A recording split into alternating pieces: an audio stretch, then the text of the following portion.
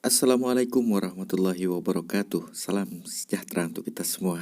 Nah, di kesempatan kali ini saya akan menunaikan janji saya ya, untuk membuat sebuah video ketika like-nya sudah di atas 10. Sebelumnya saya ucapkan terima kasih kepada kalian yang telah memberikan like. Sebanyak 39 like saya lihat. Terima kasih kepada abang-abangku semua. Oke, kita langsung kepada pembahasannya. Sebelum kita melakukan proses pengisian atau penggunaan dari baterai pack ini, maka lebih baiknya kita akan memberikan soket dulu. Ini adalah soket XT60 ya. Jadi soket ini akan kita hubungkan ke output dari BMS ini, output ataupun input charger.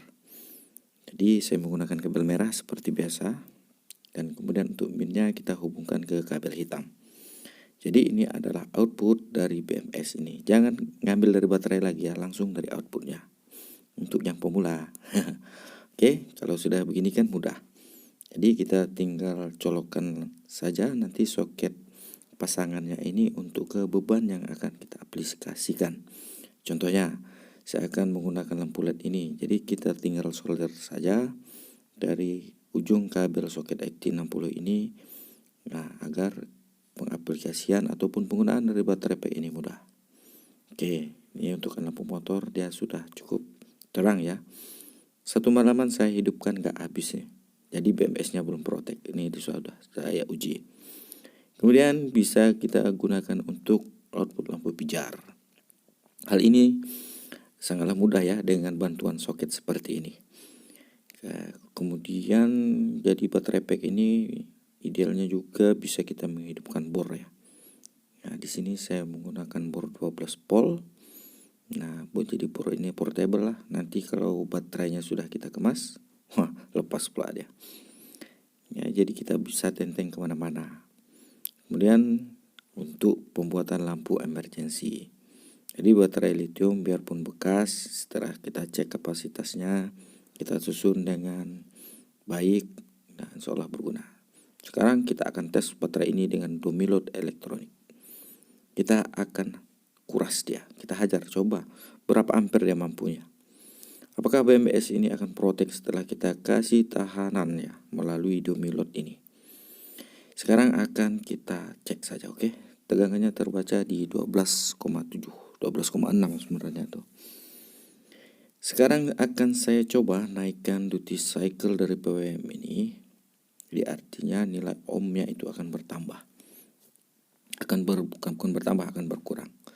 Ya, sekarang kita lihat arus yang ditariknya sekitar 1 ampere lebih ya, sudah. Oke, 2 ampere. Sekarang saya naikkan lagi, berada di 2 ampere lebih, di 11,8. Hampir 3 ampere di 11,6. Oke, di 3 amperan ya, di 11,5. Menurut saya baterai ini lumayan cakep juga, masih mantap lah untuk keperluan ringan-ringan.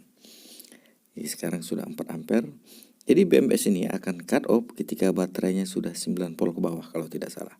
Ini sudah pernah kita bahas. Oke, berasap bro. Nih saya harus turunkan lagi duty cycle-nya karena kabelnya berasap dan panas. Sekarang akan kita cari di mana letak posisi kabel yang berasap. Ya. Kabel yang berasap berada di kabel 12,6 itu ya. Positif plusnya di plus di 12,6. Jadi pengkabelan seperti ini bisa untuk beban-beban yang berat. Misal sampai 3 sampai 4 ampere kan. Gitu kalian lihat 4 ampere 700 ini kabelnya sudah mulai panas dan meleleh. Kita bisa lihat karet dari kabel ini. Iya, meleleh kawan. Sedangkan kalau saya raba-raba untuk BMS-nya aman, tidak panas. Karena apa? Karena BMS-nya mempunyai kapasitas sampai 20 ampere. Nah, oke, di 4 ampere 700-an itu, 4 ampere 600. Sekarang saya coba naikkan lagi di 5 ampere. Oh, berasap kawan. Saya sudahi saja ya. Jadi ini jangan kalian tiru di rumah ya. Don't try this at home lah tentunya, jangan ditiru di rumah. Jadi apabila untuk kapasitas yang besar atau load yang beban besar, ganti dengan kabel yang agak sedikit besar. Idealnya pengkabelan seperti ini hanyalah untuk menghidupkan lampu LED yang ringan-ringan, kemudian lampu pijar, dan itu pun harus, kalau untuk lampu pijar kita gunakan dalam jangka waktu lama, kabelnya juga harus kita ganti. Oke, sebelum kita lakukan pengisian ulang, kita langsung cek dulu tegangannya. 11,3 volt setelah kita hajar-hajar tadi. Oke. Sekarang langkah yang pertama, set dulu power supply. Jika menggunakan power supply, setlah power supplymu di 12,6, 12,7, 12,8 juga boleh. 13 volt juga oke. Tapi kalau saya idealnya di 12,6 sampai 12,7 ya. Sekarang sudah saya melakukan pengisian ulang. Kemudian untuk arus pengisiannya, kalau saya kita kasih arusnya di 1 ampere saja. Karena menurut dari repack.com kemarin, ini kapasitas dari baterai ini cuman 2 ampere 900. Nah, jadi kasih yang lebih rendah saja lah, separuhnya lah. Jadi saya kasih arus 1 ampere saja agar pengisiannya lebih padat saja. Ini menurut saya. Kemarin kan sudah kita bahas tuh pengaruh arus yang besar dan yang kecil pada sebuah pengisian baterai. Kemudian banyak yang bertanya, "Bang, saya nggak punya power supply, yang ada cuma charger.